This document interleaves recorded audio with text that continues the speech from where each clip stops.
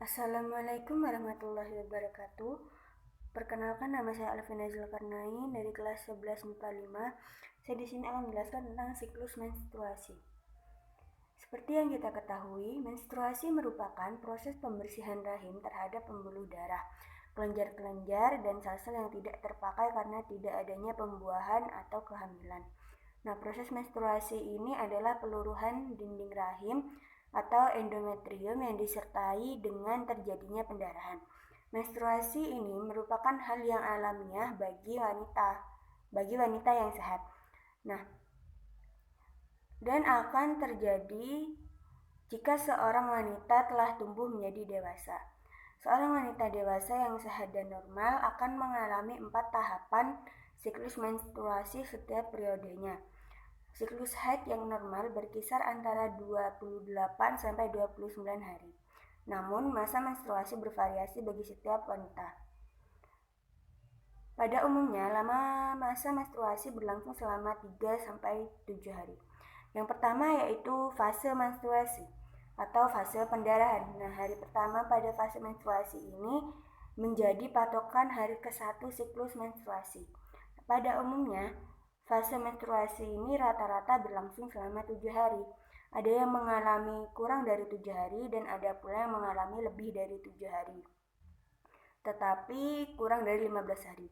Nah, fase menstruasi ini terjadi jika sel ovum tidak dibuahi oleh sel sperma. Keadaan yang terjadi pada fase menstruasi adalah produksi hormon estrogen dan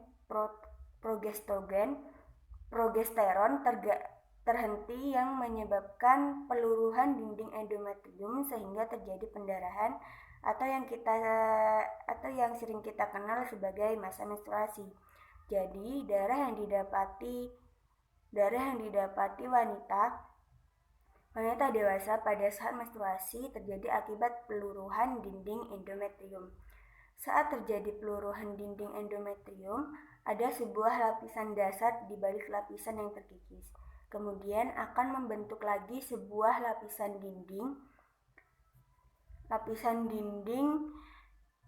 yang baru di dalam rahim dan menebalkan dinding tersebut selama bulan berikutnya. Kondisi folikel pada masa menstruasi berupa folikel primer yang akan berkembang dan masuk ke siklus selanjutnya. Proses ini akan diulang terus-menerus setiap bulannya di dalam rahim sehingga masa menopause dan jika tidak terjadi kehamilan. Yang kedua yaitu fase praovulasi. Fase praovulasi atau folikuler. Pada fase praovulasi ini terjadi proses sekresi hormon FHS oleh kelenjar hipofisis anterior.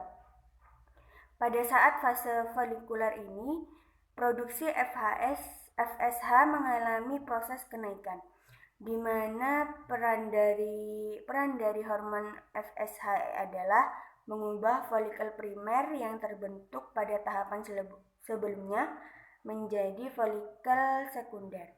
Folikel sekunder ini yang terbentuk menyebabkan produksi hormon estrogen dan kemudian akan terjadi penebalan dinding endometrium. Yang ketiga yaitu fase ovulasi.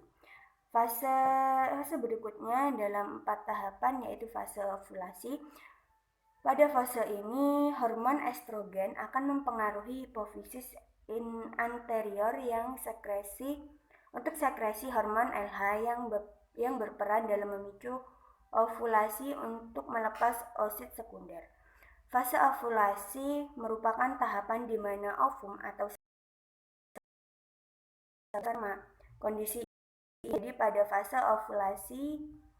terjadi pada saat fase ovulasi adalah folikel mencapai kematangan, sekresi hormon estrogen meningkat, sekresi hormon FSH dan LH meningkat. Yang keempat yaitu sel telur keluar dari folikel. Yang keempat, tahap yang terakhir yaitu fase pasca ovulasi atau luteal. Nah, pada fase ini terjadi pembentukan korpus luteum yang akan menghasilkan hormon progesteron. Hormon ini berperan dalam penebalan dinding endometrium. sehingga keadaan dinding endometrium akan semakin tebal. Jika terjadi pembuahan, dinding endometrium akan dipertahankan dan semakin menebal dan fase menstruasi tidak terjadi. Jika ovum tidak dibuahi, maka akan terjadi peluruhan dinding endometrium dan terjadi menstruasi. Sekian dari saya, terima kasih. Wassalamualaikum warahmatullahi wabarakatuh.